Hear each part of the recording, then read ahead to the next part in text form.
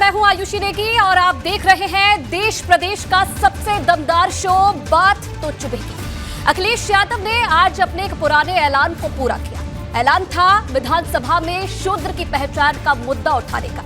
Akhilesh budget सत्र में पहले भी विधानसभा में सरकार पर हमला बोल चुके थे, लेकिन पिछली बार उन्होंने शूद्र सियासत का मुद्दा जोरदार ढंग से नहीं उठाया था। लेकिन आज उन्होंने सीएम योगी पर चुभने वाला निशाना साधा। इस पर जल्द ही पलटवार सामने आ सकता है। नहले पर दहले वाली सियासत का सिलसिला आखिर कहां तक पहुंचने वाला है, आज मैं इसकी हर बात आपको बताऊंगी। तो बने रहिए मेरे साथ और देखते रहिए बात तो चुभेगी।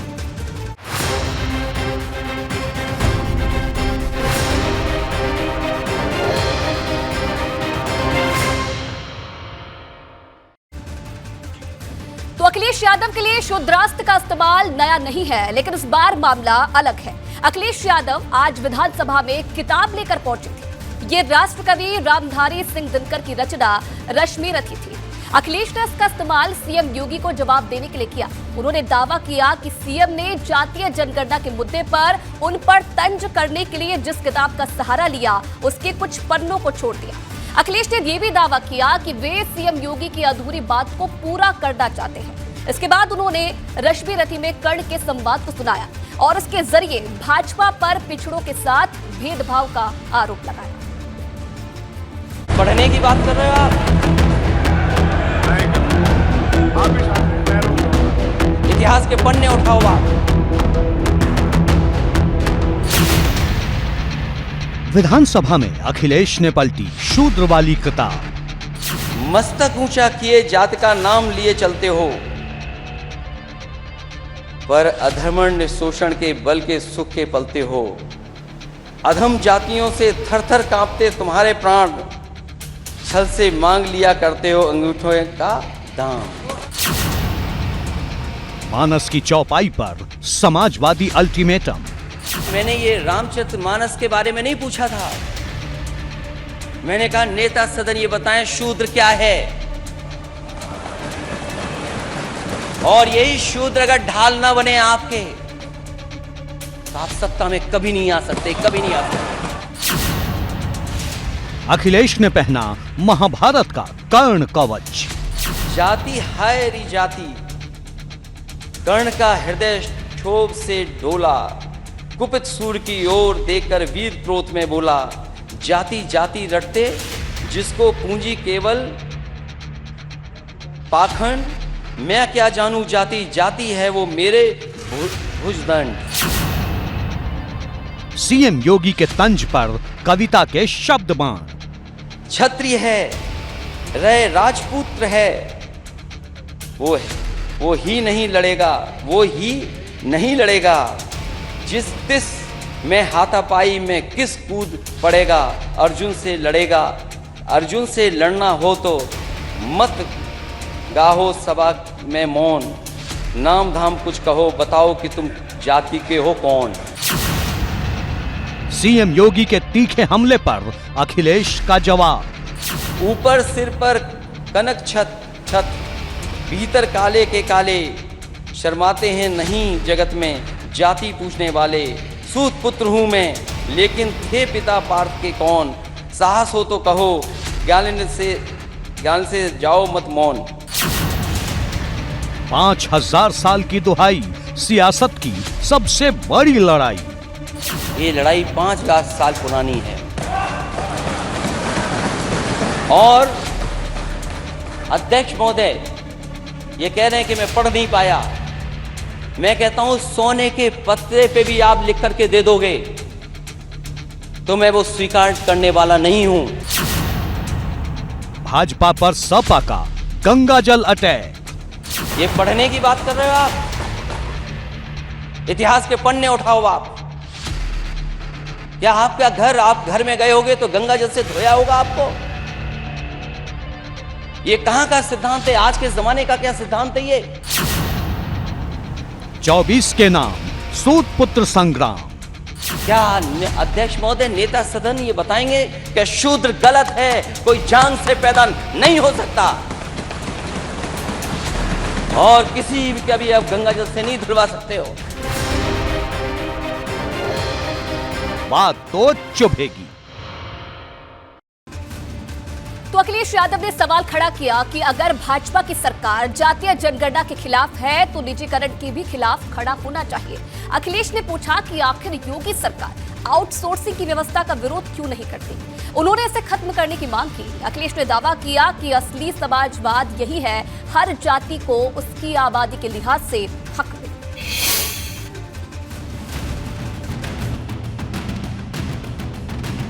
सियासत में रणनीति बदलते देर नहीं लगती। विधानसभा में तब कुछ ऐसा ही दिखा जब बजट सत्र में दूसरी बार बोलने खड़े हुए अखिलेश यादव ने खुलकर शूद्र कार्ड चल दिया। सीधे सीएम योगी से पूछ लिया कि शूद्र कौन है। क्या अध्यक्ष महोदय, नेता सदन ये बताएंगे कि शूद्र गलत है, कोई जान से पैदा नहीं हो सकता और किसी का भी आप गंगा जल से नहीं धुलवा सकते हो। अखिलेश यादव ने भाजपा पर तीखा निशाना साधते हुए कहा कि मुझे जानबूझकर निशाना बनाया गया, मेरे खिलाफ साजिश हुई, जिसके बाद मैंने ये सवाल खड़ा किया। वो हम ही लोग महसूस कर सकते हैं कि जिस मुख्यमंत्री आवास में रहें, अगर दूसरा वहां जाए तो वो गंगा जल से धुलवाए। और मैं पूजा पाठ के लिए जा रहा था, किसी संत के बुलाने पे जा रहा था। मैं किसी संत के बुलाने पर गया था, मैं अपने आप पूजा के लिए नहीं गया था। लेकिन गवर्नमेंट स्पॉन्सर्ड लोग वहां पहुंच गए और काला झंडा दिखाया। दरअसल महीने भर पहले 28 जनवरी को अखिलेश यादव लखनऊ में पीताम्बरा महायज्ञ में पहुंचे थे, जहां उनके विरोध में नारेबाजी हुई। हिंदू संगठनों के कार्यकर्ताओं ने उन्हें काले झंडे दिखाए। इस पर अखिलेश भड़क गए थे और उन्होंने कहा था कि दलितों को कुछ लोग शूद्र समझते हैं। उन्होंने आरोप लगाया था कि उन्हें मंदिरों में प्रवेश से रोकने की साजिश हो रही है। विधानसभा में अखिलेश ने इस मामले का खास जिक्र किया। उन्होंने कहा कि अगर आप हवन करोगे तो आपको धोती पहननी पड़ेगी। मैंने कहा धोती नहीं लाया हूं, मैं धोती नहीं पहनूंगा, केवल संत से मिलूंगा मैं और परिक्रमा कर करके चला जाऊंगा मैं। जब मैं गया, परिक्रमा कर ली, परिक्रमा भी नहीं करने दे रहे थे। मैंने कहा जब परिक्रमा पे अगर चल दिया हूं तो परिक्रमा होगी, और मैंने किया। उसके बाद में एक झोपड़ी जो बनी थी उस स्थान पे गया तो बहुत सारे करीब लोग भारतीय जनता पार्टी के और जहर उगलने वाले लोग हमें वहां दिखाई दिए। अखिलेश ने सदन में सीएम योगी के उस दावे को भी खारिज कर दिया जिसमें उन्होंने सपा राज में जाति विशेष के लोगों की नियुक्तियों पर खास जोर होने का एक मीडिया रिपोर्ट के जरिए दावा किया था। सीएम योगी के उस जुबानी हमले और अखिलेश के ताजा जवाब को एक साथ सुनिए। महोदय, एक कटिंग है यूपीएससी का माया जाल, 86 एसडीएम में से 56 एक जाति विशेष के। ये है राजभर जी, देखिए एक कमाल देखा होगा ना आपने भी, यही कमाल है। अब देख लो क्यों जाति की बात कर रहे हैं। जो टोटल भर्ती एसडीएम की उस समय हुई थी वो 30 थी, जिसमें मात्र यादव एसडीएम 5 थे और पूरी सूची मेरे पास नहीं है, लेकिन सरकार सूची जारी करे। 2012 में पीसीएस भर्ती में जो आरोप लगा वो यादव एसडीएम 4 थे, 2013 में 6 थे केवल, तो आखिरकार 2015 में 3 थे। अखिलेश ने इसके बाद जातीय जनगणना की मांग फिर दोहरा दी।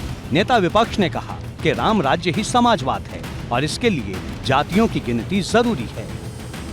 इसीलिए हम सब लोग, और आपके हित में भी है, समाज के हित में भी है कि जाति जनगणना होनी चाहिए और जाति के हिसाब से, आबादी के हिसाब से उन्हें हक और सम्मान मिलना चाहिए। यही बाबा साहब भीमराव अम्बेडकर जी का सपना था, यही संविधान का सपना है, यही डॉक्टर राममनोहर लोहिया जी का सपना था, यही नेताजी का सपना था और संघर्ष था, और यही सबका साथ सबका विकास है, यही राम राज्य, यही समाजवाद है कि जाति जनगणना होनी चाहिए। अखिलेश यादव के इस तीखे तंज पर भाजपा ने ताबड़तोड़ पलटवार किया। नेता विरोधी दल श्री अखिलेश यादव जी के बजट भाषण के समय पर मैं पूरे समय सदन में रहा हूं और हम सबने उनको सुना है। उनके भाषण में बड़ी निराशा थी। बड़ी हताशा थी, फ्रस्ट्रेशन था मेरे ख्याल से, सरकार से दूर होने का, सत्ता से दूर होने का। और जो भी उनके भाषण में चीजें आई वो तर्क से, तथ्य से परे थी। साफ है कि शूद्र संग्राम का ये घमासान फिलहाल थमने वाला नहीं है। एबीपी गंगा के लिए ब्यूरो रिपोर्ट। इधर रामचरितमानस की कुछ चौपाई पर विवाद की शुरुआत के महीने भर से ज्यादा हो चुके हैं, लेकिन बात थमती दिखाई नहीं दे रही। आज सपा ने भी साफ कर दिया है कि इस पर पार्टी नेताओं को संभलकर बोलने की नसीहत भले ही दी गई हो, लेकिन बहस का अध्याय खत्म नहीं हुआ है। सपा के अध्यक्ष ने आज दो टूक कहा है कि पिछड़े के हक की लड़ाई 5000 साल पुरानी है। इशारा साफ है कि आर पार की जंग में शूद्रास्त्र का इस्तेमाल लगातार होता रहे।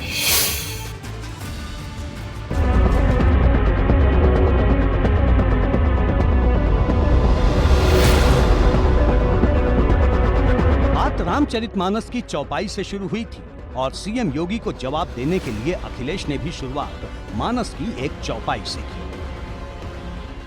जासु राज प्रिय प्रजा दुखारी, सो नृप अब इस नरक अधिकारी। क्या गलत है इसमें? तो नहीं गलत पढ़ा, इसमें तो ठीक पढ़ा ना। आप तो रामचरितमानस को रिपीट कर रहे थे, आप इसको रिपीट कर दो आप। और वो जो पंक्तियां हैं उनको मैंने कहा था नेता सदन पढ़ के सुना दे। अखिलेश यादव ने कहा कि वो रामचरितमानस के खिलाफ नहीं, लेकिन जो मुद्दा उठाया गया है उसे नकारा नहीं जा सकता। हम रामचरितमानस के खिलाफ नहीं हैं। किसने कह दिया हम खिलाफ हैं? क्या हमारा स्टेटमेंट नहीं सुना आपने? क्या प्रचार करते हो आप? और भगवान सबके हैं, किसी एक के नहीं है भगवान। क्योंकि चंदा आप लेते हो तो आपके भगवान हो गए। अखिलेश यादव ने दावा किया कि सीएम योगी ने मानस की चर्चित चौपाई का जिक्र करते हुए ताड़ना शब्द का जो अर्थ सदन में बताया उससे हम सहमत नहीं। आप एक किसी को खड़ा कर दें कि यहां ताड़न का मीनिंग क्या है, हम भी 10 को खड़ा कर सकते हैं ताड़न का मीनिंग क्या है। क्या एक को खड़ा करके ताड़न की भाषा बताएं, मीनिंग बताएंगे आप? ठीक है, हम स्वीकार कर रहे हैं, जो है सो है। दरअसल सीएम योगी ने ताड़ना शब्द का अवधी और बुंदेलखंडी में अर्थ बताते हुए सदन में दावा किया था कि इसका मतलब देखभाल और शिक्षण होता है। एक बुंदेलखंडी में भी एक वाक्य में बता दे रहा हूं। देखिए शब्द वही है, भैया मोरे लड़कन को ताड़े रखियो,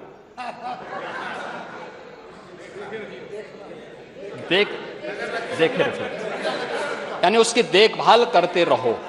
इसका मतलब उसका संरक्षण दो, उसको लालन पालन करके जो जिस लायक है उस लायक शिक्षित करो, प्रशिक्षित करो।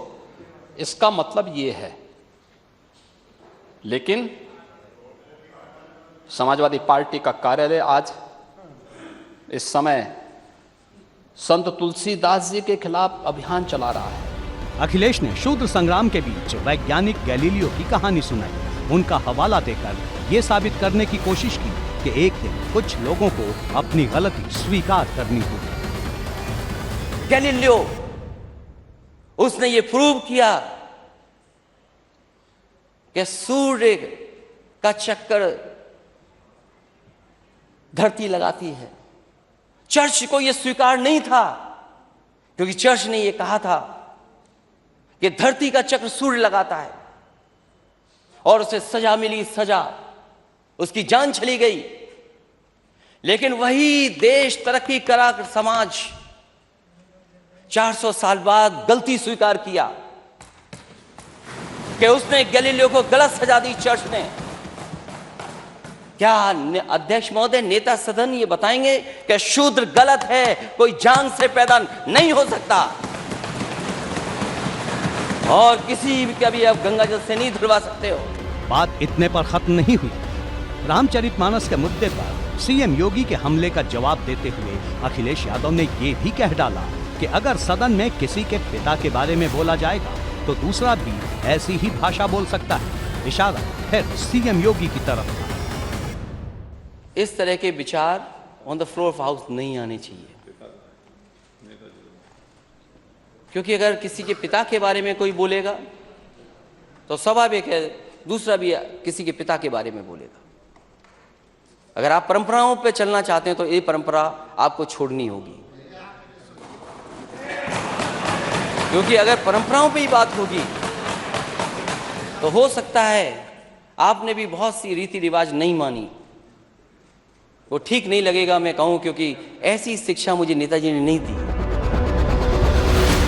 अखिलेश के इन चुभने वाले हमलों पर चुभने वाला हमला बोलने के लिए जैसे भाजपा पहले से तैयार बैठी थी कि श्री अखिलेश यादव जी पिछड़े समाज के लोगों को गुमराह करते हैं, उनके बीच में गलतफहमी पैदा करते हैं और वो ये संदेश देने की कोशिश करते हैं कि भारतीय जनता पार्टी की सरकार पिछड़ा विरोधी है। ये उनका लक्ष्य है। लेकिन पिछड़े समाज के लोग इस बात को जानते हैं कि जितना संवैधानिक अधिकार, राजनीतिक हिस्सेदारी, संगठनात्मक हिस्सेदारी भारतीय जनता पार्टी की सरकार में पिछड़े समाज के लोगों को मिली है, उतनी कभी नहीं मिली। मानस संग्राम पर अब सपा अध्यक्ष ने अपना रुख साफ कर दो टूक इशारा दे दिया है कि स्वामी प्रसाद मौर्य को भले ही संभल कर बोलने की नसीहत दी गई हो, लेकिन उनकी तरफ से उठाए गए मुद्दे पर पार्टी आगे भी मुखर रहेगी। एबीपी गंगा के लिए ब्यूरो रिपोर्ट। और अब बात प्रयागराज में हुए गोलीकांड की, जिसका सियासी पन्ना खुल गया है। आज इस मामले में आरोपियों की कई तस्वीर सामने आई जो अलग अलग दल के नेताओं के साथ थी, लेकिन सबसे ज्यादा चर्चा अखिलेश यादव के साथ सामने आई तस्वीर की है। एक ऐसी ही तस्वीर सोशल मीडिया पर वायरल है जिसमें अखिलेश गोलीकांड के मास्टरमाइंड कहे जाने वाले सदाकत के साथ नजर आ रहे हैं। इस तस्वीर को लेकर भाजपा नेताओं ने अखिलेश पर जमकर निशाना साधा, लेकिन दूसरी तरफ कुछ तस्वीरें ऐसी भी हैं जिसमें सदाकत भाजपा नेताओं के साथ भी दिखाई दे रहा है।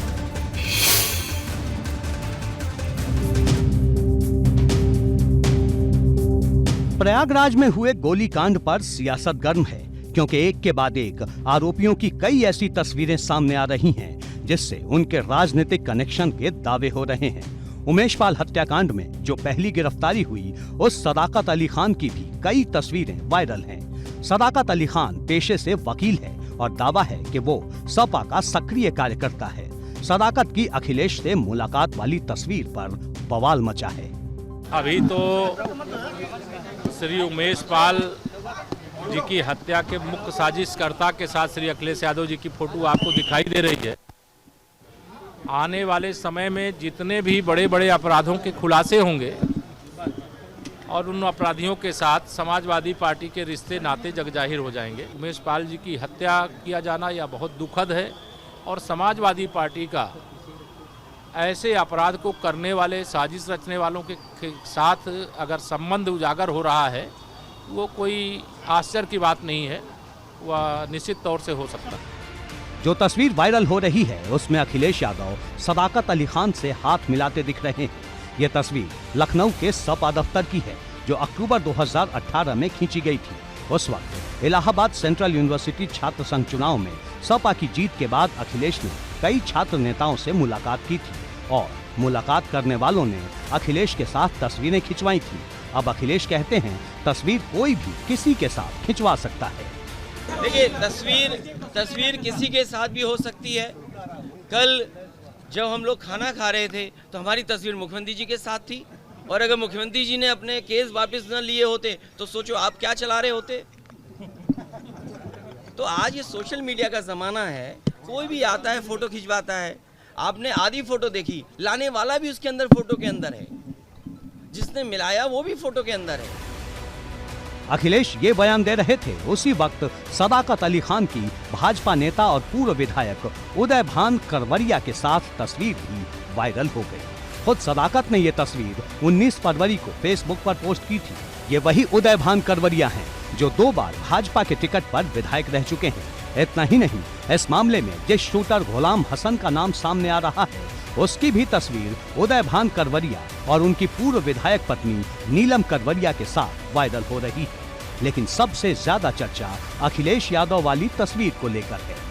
देखिए, हमेशा समाजवादी पार्टी ने अपराध को पोषित करने का, अपराध को बढ़ावा करने का काम किया है।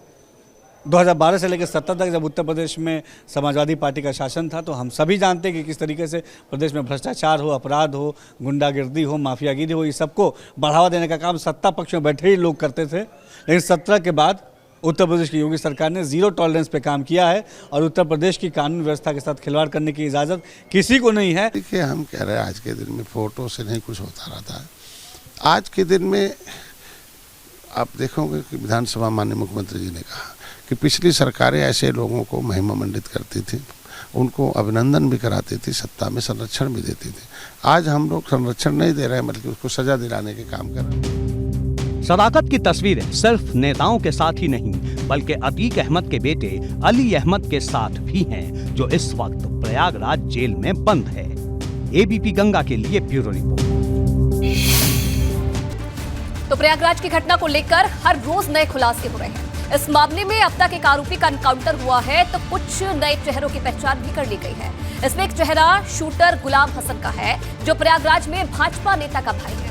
वहीं दूसरी तरफ प्रयागराज गोलीकांड में बिरयानी वाले नफीस का नाम भी सामने आया है, क्योंकि जिस क्रेटा कार का इस्तेमाल इस घटना को अंजाम देने के लिए किया गया वो नफीस की ही थी। हालांकि इस कार को 1 महीने पहले बेच दिया गया।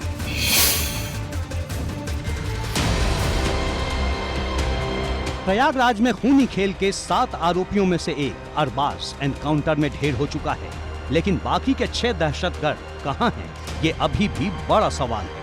इस जघन्य कांड को लेकर प्रयागराज से लखनऊ तक हलचल तेज है। खबर है कि जांच एजेंसियों ने अब तक शूटर की भी पहचान कर ली है, जिसमें एक शूटर का नाम साबिर है जबकि दूसरा गुलाम हसन है।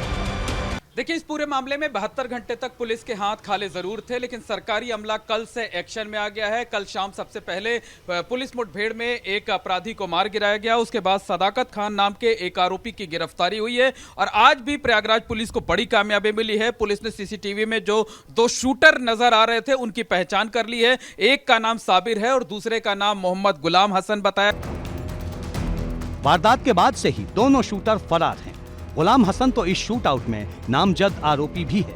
गुलाम का नाम इस वजह से भी चर्चा में है क्योंकि वो भाजपा नेता राहिल हसन का भाई है। गुलाम के पकड़ में आने के बाद जांच एजेंसियों ने राहिल को हिरासत में ले लिया। राहिल हसन पिछले 3 दिन से एसटीएफ की हिरासत में है। पुलिस की छापेमारी के बाद गुलाम के घर के बाकी सदस्य भी गायब हैं। गुलाम हसन अपने माता पिता और भाई राहिल हसन के साथ इसी मकान में रहता था। राहिल हसन बीजेपी का नेता है, अल्पसंख्यक प्रकोष्ठ का महानगर अध्यक्ष है और वारदात के बाद जब पुलिस को गुलाम हसन के बारे में पता चला तो गुलाम हसन को पकड़ने के लिए पुलिस ने छापेमारी की। एसटीएफ की टीम ने छापेमारी की, लेकिन गुलाम हसन नहीं मिला। पुलिस ने राहिल हसन, जो कि गुलाम हसन का भाई है, उसे अपनी हिरासत में ले रखा है। जिस सदाकत अली खान को गिरफ्तार किया गया वो इलाहाबाद सेंट्रल यूनिवर्सिटी के मुस्लिम बोर्डिंग हॉस्टल में रहता था। दावा है कि हॉस्टल के कमरे में ही शूट आउट की साजिश रची गई थी। हालांकि हॉस्टल के सचिव बरकत अली ने सदाकत के बारे में जानकारी होने से इनकार किया है। तो एक थोड़ा सा इंसिडेंट हुआ था, उसके बाद मुस्लिम हॉस्टल से और यूनिवर्सिटी के प्रशासन से मिल करके हम लोगों ने इसको खाली कराया था। उसमें 7 कमरे अवैध रूप से जो रह रहे थे उसको खाली करा दिया गया था और उसमें ताला लगा दिया था। उसके बाद ये 7 कमरे जो ऐसे लड़के हैं जो अवैध रूप से रहना चाहते हैं उन्होंने ताला तोड़ करके उसमें कब्जा कर लिया है। इस मुस्लिम हॉस्टल में कई छात्र अवैध तरीके से रहते हुए पाए जा चुके हैं। 3 महीने पहले भी जब सर्च अभियान चला था तब 7 कमरों में अवैध छात्र पाए गए थे। कार्रवाई तो हुई, लेकिन फिर से ताला तोड़कर कमरे पर कब्जा जमा लिया गया। उमेश पाल मर्डर केस में बिरयानी कनेक्शन भी सामने आया है, क्योंकि वारदात में जिस क्रेटा कार का इस्तेमाल हुआ था वो बिरयानी की दुकान वाले नफीस अहमद की थी। हालांकि नफीस ने 1 महीने पहले ये कार किसी महिला को बेच दी थी। बिना नंबर की क्रेटा कार अतीक के घर के पास से ही बरामद हुई थी। कार मिलने के बाद नफीस और कार मालिक महिला दोनों फरार थे। बिरयानी रेस्टोरेंट संचालक नफीस का अतीक अहमद गिरोह से पुराना कनेक्शन है। अतीक अहमद की जमीन पर ही नफीस की बिरयानी शॉप चलती थी। सरकारी अमले ने 2020 में नफीस के किचन पर बुलडोजर चलाया था। 1 साल बाद उसके पुराने रेस्टोरेंट पर बुलडोजर चल चुका है। सीएए और एनआरसी आंदोलन में धरने पर बैठी महिलाओं को बिरयानी बांटकर नफीस सुर्खियों में आया था। खबर है कि जो अपराधी इस शूट आउट में शामिल थे उनके घरों पर बुलडोजर चलाने की तैयारी हो रही है। सरकारी विभाग आरोपियों के घरों की कुंडली निकाल रहा है और जैसे ही खामियां मिलेंगी बुलडोजर एक्शन में दिखाई देगा। उधर विपक्ष लगातार कानून व्यवस्था पर सवाल उठा रहा है। भारतीय जनता पार्टी की सरकार आई है, कानून व्यवस्था ध्वस्त हुई है। सुप्रीम कोर्ट, हाई कोर्ट ने समय समय पर सरकार को लताड़ा है और सुप्रीम कोर्ट ने यहाँ तक कहा कि उत्तर प्रदेश में क्या जंगल राज चल रहा है। सरकार ये कहती है कि मिट्टी में मिला देंगे अपराधियों को। जिस तरीके से डायलॉग मारे जाते हैं फिल्मों में, ये सरकार डायलॉग से चल रही है। सरकार डायलॉग से चल रही है और जिस सरकार का परमानेंट डीजीपी ना हो, एक ही अधिकारी पर इंटेलिजेंस हो, एक ही अधिकारी पे सब कुछ हो, उसके बाद कैसे उम्मीद कर सकते हो कि प्रशासन सही खबर मुख्यमंत्री और सरकार तक पहुंचाएगा। इंटेलिजेंस बिल्कुल फेल है, उसी की वजह से ऐसी घटनाएं हो रही हैं, तो कानून व्यवस्था बिल्कुल ध्वस्त है। प्रयागराज की घटना को लेकर एक तरफ सियासत है तो दूसरी तरफ आक्रोश। प्रयागराज में वकीलों ने लगातार दूसरे दिन हड़ताल की और कचहरी चौराहे के पास नारेबाजी की। एबीपी गंगा के लिए प्रयागराज से मोहम्मद मोइन की रिपोर्ट। और ब्रेक के बाद एक बार फिर से स्वागत है आप सभी का। आगे बढ़ेंगे, अब बात विपक्षी एकता की, जिसमें दरार का नया एपिसोड सामने आया है। दरअसल बीते दिनों नीतीश कुमार ने कहा था कि गठबंधन के लिए कांग्रेस को जल्दी फैसला लेना होगा, लेकिन अखिलेश यादव लगातार इशारा कर रहे हैं कि वो कांग्रेस के साथ गठबंधन के पक्ष में नहीं है। आज फिर सदन में उन्होंने कांग्रेस पर चुभने वाला वार किया। अब लखनऊ से लेकर दिल्ली तक नए समीकरण की चर्चा हो रही है, जिसमें कांग्रेस गायब।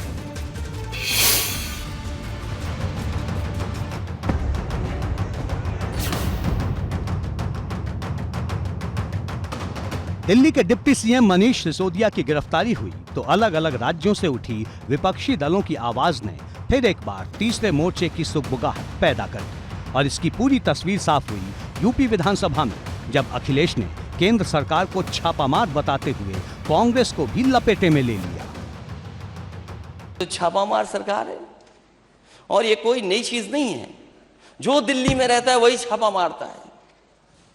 पहले भी सरकारें थी और ये भी सरकार है। कम से कम बीजेपी के लोगों ने कांग्रेस पार्टी से कुछ अच्छा सीखा है,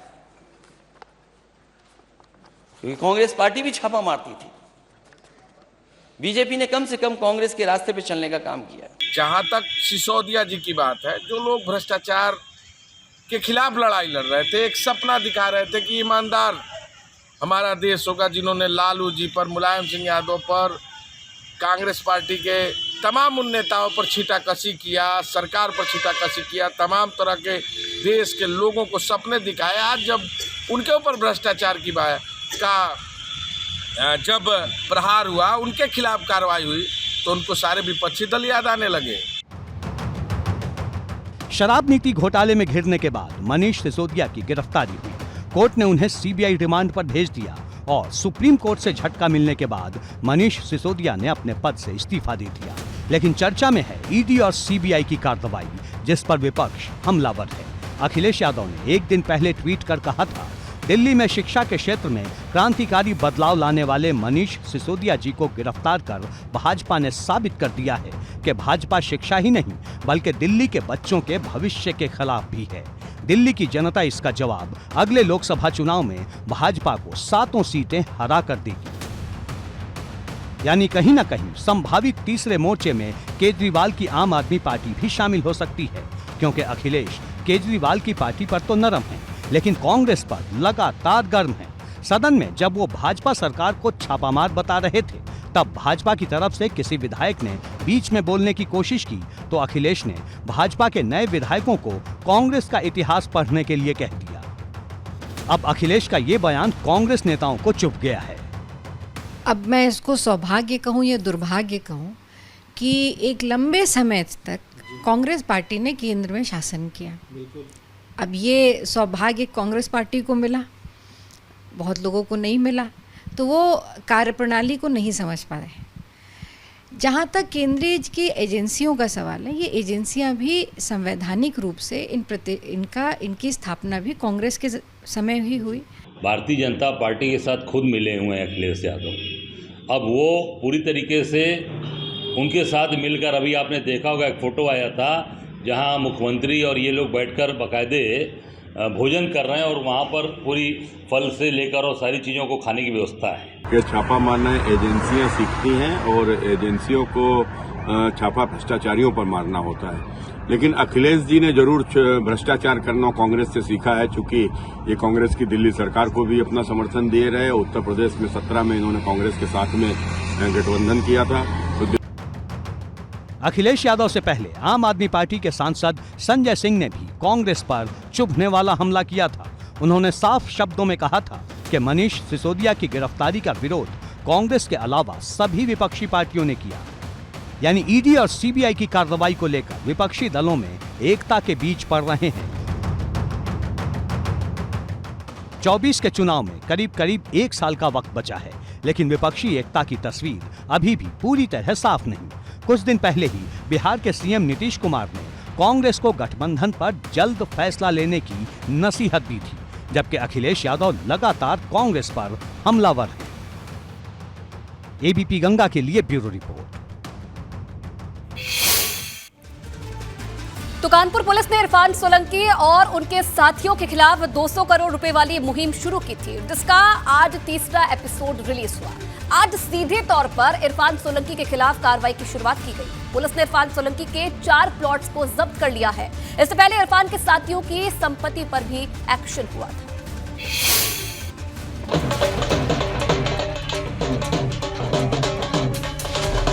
समाजवादी पार्टी के विधायक इरफान सोलंकी पर कानपुर पुलिस ने बड़ी कार्रवाई की। पुलिस ने जाजमऊ चकेरी इलाके में इरफान सोलंकी के 4 प्लॉट जब्त कर लिए। स्वर्ण जयंती विस्तार इलाके में मौजूद इन चारों प्लॉट की कीमत करीब 10 करोड़ रुपए बताई जा रही है। कुछ दिन पहले कानपुर पुलिस ने पीडब्ल्यूडी विभाग से इन सभी प्लॉट का वैल्यूएशन कराया था। यानी अब सपा विधायक इरफान सोलंकी पर कानपुर पुलिस की जब्तीकरण की सीधी कार्रवाई भी शुरू हो गई है, क्योंकि अभी तक सिर्फ सोलंकी के साथियों पर ही एक्शन हो रहा था। समाजवादी पार्टी के विधायक इरफान सोलंकी पर आज पुलिस बड़ी कार्रवाई कर रही है। इरफान सोलंकी की जो प्रॉपर्टी को एस्टिमेट किया गया था, उस पर आज जब्तीकरण की कार्रवाई की जा रही है और सरकारी जो प्रक्रिया होती है उसके हिसाब से मुनादी कराई जाती है और मुनादी के बाद ये कार्रवाई करी जा रही है। आपको दिखाई सरकारी प्रक्रिया के तहत आज स्वर्ण जयंती विहार का ये इलाका है, चकेरी थाना क्षेत्र के अंतर्गत। और ये देखिए अनाउंसमेंट हो रहा है। क्या अनाउंसमेंट हो रहा है, आप एक बार फिर से अनाउंसमेंट कर दें। धारा 156/22 जो थाना जाजो में पंजीकृत है, इरफान सोलंकी के नाम संपत्ति है। भूखंड संख्या A2/156 HIG स्वर्ण जयंती विस्तार कानपुर नगर, जिसका क्षेत्रफल 163.33 वर्ग मीटर है। इससे पहले कानपुर पुलिस ने इरफान सोलंकी गैंग के सदस्य शौकत पहलवान की जाजमऊ थाना क्षेत्र में आने वाले हिलाल कंपाउंड के 27 फ्लैट और ग्वालटोली थाना क्षेत्र में आने वाले मछलीवाला हाता में बने 5 मंजिला अपार्टमेंट को सीज किया था। इन दोनों की कीमत 25 करोड़ रुपए आंकी गई थी। यानी इस बार की कार्रवाई को जोड़ दिया जाए तो अब तक इरफान सोलंकी और उनके साथियों पर 35 करोड़ की कार्रवाई हो चुकी है। इरफान सोलंकी एवं उनके गैंग के अन्य सदस्यों की जो संपत्तियां हैं, जो समाज विरोधी गतिविधियों के द्वारा अर्जित की गई है, उसको राज्य हितबद्ध हम लोग धारा 14(1) की कार्रवाई करते हुए सीज कर रहे हैं। उसी के अंतर्गत आज ये स्वर्ण जयंती विस्तार में 3 संपत्तियां हैं, जिनको आज जो खाली प्लॉट्स हैं, जिनको आज हम लोग सीज कर रहे हैं। कितनी कीमत के ये होंगे? लगभग 10 करोड़ की संपत्तियां हैं। कानपुर पुलिस के आला अधिकारियों ने इससे पहले बताया था कि करीब 200 करोड़ रुपए की संपत्ति को चिन्हित कर लिया गया है और अगर 35 करोड़ घटा दिए जाएं तो करीब 165 करोड़ की संपत्ति पर कार्रवाई अभी बाकी है, जो आने वाले दिनों में दिखाई दे सकती है। इससे पहले 25 करोड़ रुपए की प्रॉपर्टी जो संपत्ति है उसका जब्तीकरण कानपुर पुलिस ने किया था, लेकिन वो शौकत अली जो इरफान के गैंग के सदस्य के रूप में चिन्हित किया गया है, उस पर उसके प्रॉपर्टी को जब्तीकरण किया गया था। लेकिन आज जो 4 प्लॉट पर काम किया जा रहा है, जिसकी कीमत करीब 10 करोड़ रुपए बताई जा रही है, वो इरफान सोलंकी के नाम दर्ज है और ये जाजमऊ थाना क्षेत्र के अंतर्गत आने वाली है। आपको दिखा दें कि मुनादी बाकायदा कराई जा रही है। सिर्फ संपत्तियों पर ही एक्शन नहीं हो रहा, सपा विधायक के 3 और साथियों पर जल्द ही गैंगस्टर एक्ट लगने वाला है। इनमें पूर्व पार्षद मन्नू रहमान, मुलस्लीम और अज्जन का नाम है। तीनों की फाइलों पर सिर्फ कमिश्नर के साइन का इंतजार है। तीनों ही कानपुर में हिस्ट्री शीटर हैं। एबीपी गंगा के लिए कानपुर से रतीश त्रिवेदी की रिपोर्ट। इधर विधायकी गंवा चुके समाजवादी पार्टी के नेता अब्दुल्ला आजम को एक बार फिर झटका लगा है। इस बार अब्दुल्ला को यह झटका एमपी एमएलए कोर्ट से लगा। दरअसल कोर्ट ने अब्दुल्ला आजम की स्टे याचिका को खारिज करते हुए उनकी सजा को बरकरार रखा है। यानी मजिस्ट्रेट कोर्ट ने अब्दुल्ला को जो 2 साल की सजा सुनाई थी वो बरकरार रहेगी। अब्दुल्ला आजम पर 50 से ज्यादा मुकदमे दर्ज है और उन्हें कहीं से भी राहत मिलती नजर नहीं आ रही।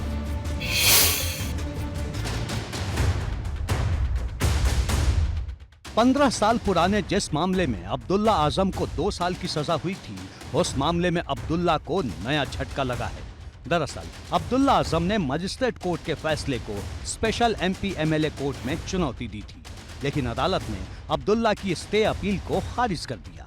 उसमें इनके द्वारा सजा को स्थगन करने से संबंधित प्रार्थना पत्र दिया गया था। इसको माननीय न्यायालय द्वारा दोनों पक्षों की बहस सुनने के पश्चात आज निरस्त कर दिया है। जो अब्दुल्ला आजम को 2 साल की सजा हुई थी उसके खिलाफ वो अपील में गए थे।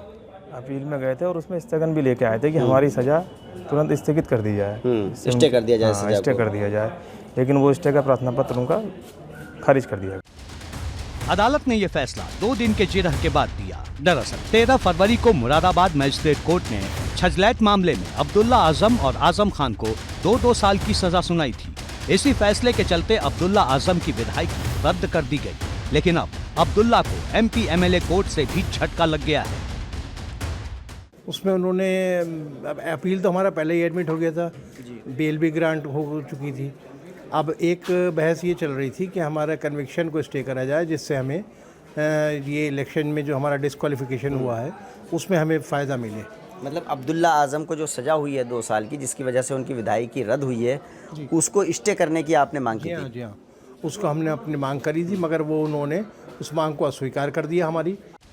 अब सबकी नजरें अब्दुल्ला की विधायकी जाने के बाद खाली हुई रामपुर की स्वार विधानसभा सीट पर है, क्योंकि कभी भी इस सीट पर उपचुनाव की तारीख का ऐलान हो सकता है और भाजपा नेता लगातार स्वार सीट पर कमल खिलाने का दावा कर रहे हैं। जरूर बीजेपी जीतेगी। रामपुर में विधानसभा चुनाव के बाद जब भी मतदान हुआ भाजपा की जीत हुई, फिर चाहे वो लोकसभा उपचुनाव हो या फिर आजम खान की विधायकी रद्द होने के बाद खाली हुई सीट पर विधानसभा का उपचुनाव। अब सवाल है, क्या भाजपा 1 साल के भीतर रामपुर में जीत की हैट्रिक लगा पाएगी या फिर आजम इस बार कुछ कमाल करेंगे? एबीपी गंगा के लिए मुरादाबाद से उबैदुर रहमान के साथ ब्यूरो रिपोर्ट। और बात तो चुभेगी में, वक्त है एक ब्रेक का। ब्रेक के बाद आपको दिखाएंगे टिकैत का टोल वाला ट्रेलर, समर्थकों ने फ्री कर दिया टोल। आगे बढ़ेंगे, बात तो चुभेगी में अब बात किसानों की। तो गाजियाबाद में आज किसान नेता राकेश टिकैत के समर्थकों ने टोल को फ्री करने का ट्रेलर दिखाया। भारतीय किसान यूनियन टिकैत के समर्थकों ने ईस्टर्न पेरिफेरल हाईवे पर दुहाई टोल को घंटों के लिए फ्री कर दिया। आसपास के गांव से आए सैकड़ों किसान यहीं डेरा डालकर बैठ गए। वे साथ में ट्रैक्टर भी लेकर आए थे और उनका आरोप था कि स्थानीय किसानों से जमकर टोल वसूली होती है, उन्हें किसी तरह की छूट नहीं मिलती और विरोध करने पर टोल कर्मी अभद्रता करते हैं।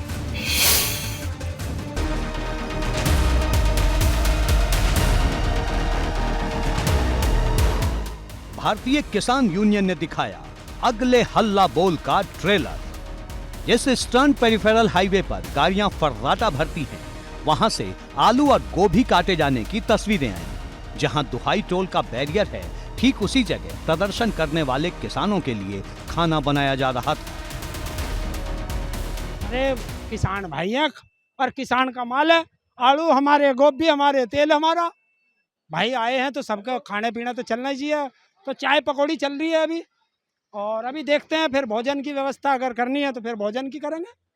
तो ये तो किसानों का घर है, वहाँ ना खाई यहाँ खा लेंगे। आज लंबी लड़ाई सोच के नहीं आए, आपको पता है कि मान तो जाएंगे ही, क्योंकि टोल फ्री कराई दिया है, नुकसान उनका हो ही रहा है। तो मानते हो कि अभी तो खैर चाय पकौड़ी का इंतजाम है। अभी तो देखिए, सच्चाई ये है कि कोई भी व्यक्ति लड़ाई लड़ना नहीं चाहता, शांतिपूर्वक चाहते हैं, लेकिन सरकार की गलत नीतियां लोगों को सड़कों पे आने पे मजबूर कर रही है। दुहाई टोल पर जगह जगह ट्रैक्टरों की लंबी कतारें लगी थी, जिस पर लहरा रहा था भारतीय किसान यूनियन का झंडा। दरअसल यहाँ के टोल को किसानों ने पूरी तरह फ्री कर दिया था। किसानों का आरोप है कि दुहाई टोल पर किसानों से जबरदस्ती टोल वसूली की जाती है, दोगुना टोल वसूला जाता है और उनके साथ बार बार अभद्रता होती है, जिसके बाद वो प्रदर्शन करने को मजबूर हुए हैं। भारतीय किसान यूनियन के किसानों ने ऐलान कर दिया है कि जब तक उनकी मांगों को माना नहीं जाएगा, वे इसी तरह विरोध दर्ज कराते रहेंगे। नहीं, टोल तो लिया जाता है, तो डबल लिया जाता है, और खेत हमारा इधर है, घर हमारा इधर है। अगर खेत में जा रहे हैं भैंसा लेकर तो टोल दो इन्हें, भैंस का सानी करने घेर में जा रहे हैं तो इन्हें टोल दो। हम दिन में 5 बार टोल दें और डबल दें। टोल है 100 का 200 दो जी, फास्ट टैग ना। अब फास्ट टैग संभाला, भैंस संभाला, कटरा संभाला, खेत संभाला, इन्हें परेशान कर दिया हमें। सुबह 10 बजे से ही किसान यहाँ जमा होने शुरू हो गए थे और घंटों यहाँ डटे रहे। हालात न बिगड़े, इसके लिए दुहाई टोल पर पुलिस और पीएसी की तैनाती करनी पड़ी। हम इस समय मौजूद हैं गाजियाबाद के ईस्टर्न पेरिफेरल दुहाई टोल टैक्स पर, जहां पर भारतीय किसान यूनियन के जो कार्यकर्ता हैं, जो लोग हैं, वो यहां पर आकर बैठ गए हैं। किसानों का ये कहना है कि किसानों से भी टोल लिया जाता है, क्यों, और ये टोल कहीं और नहीं बना, ये सड़कें कहीं और नहीं बनी, किसानों के खेत में बनी है और किसान यहाँ पर टोल नहीं देना। इसके विरोध में जो किसान हैं वो यहाँ पर आ गए हैं। आपसे जानना चाहेंगे कि आप लोग यहाँ पर कब तक बैठने वाले हैं और वजह क्या है? वो बैठने का तो ये है, कढ़ाई शुरू हो गई है। किसान यूनियन का तो जहाँ भी आंदोलन रहता, हर पार का रहता। किसान लंबे समय से इसकी शिकायत करते रहे हैं कि उनके साथ यहाँ मनमानी होती है। पिछले दिनों टोल टैक्स बढ़ाए जाने से भी वो काफी खफा थे। जेब पर लगातार हो रहे असर और टोल के बंधन को लेकर उनका गुस्सा यहाँ फूट पड़ा। जबरदस्त विरोध के बाद NHAI के प्रतिनिधियों ने किसानों के साथ बैठक की, जिसमें ऐलान किया गया कि भारतीय किसान यूनियन के लोगों से टोल नहीं वसूला जाएगा। यहाँ के 6 किलोमीटर के दायरे में रहने वाले लोगों के आधार कार्ड देखकर उनसे कम पैसे लिए जाएंगे। किसानों ने साफ कर दिया है कि अगर इस ऐलान पर NHAI ने अमल नहीं किया तो टोल पर आगे भी इसी तरह हल्ला बोल देखने को मिलेगा। ABP गंगा के लिए गाजियाबाद से शक्ति सिंह की रिपोर्ट। और इसी के साथ बात तो चुभीगी में आज के लिए बस इतना ही। नमस्कार।